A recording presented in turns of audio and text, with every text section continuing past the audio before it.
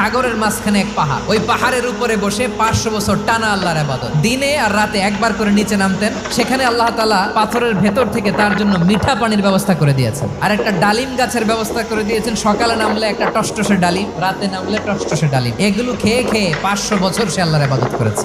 আল্লাহর দরবারে কিয়ামতের কঠিন ময়দানে যখন লোকটা হাজির হয়ে যাবে, আল্লাহ বলবেন 500 বছর ইবাদত করছে তো আমার দয়ায় আমার বান্দারে জান্নাত দাও। এই বান্দা বলে বালবি আমালি, আল্লাহ তোমার দয়া লাগবে কেন? আমি আমার আমল দিয়ে জান্নাতে যেতে চাই। আল্লাহ বলবেন তাই, ঠিক আছে, তোমার 500 বছরের ইবাদত এক পাল্লায় রাখো। আর আল্লাহ বললেন আমি যে দয়া করে সৌন্দর্য দেখার জন্য তোমার দুটা চোখ দিয়েছিলাম, দুটা নয় একটা চোখ আরেক পাল্লায় রাখো। রাখা হবে, দেখা যাবে ওই 500 বছরের ইবাদত হালকা হয়েছে আর মুহূর্তের মধ্যে আল্লাহর দেয়া একটা চোখের নেয়ামত ভারী হয়ে গিয়েছে।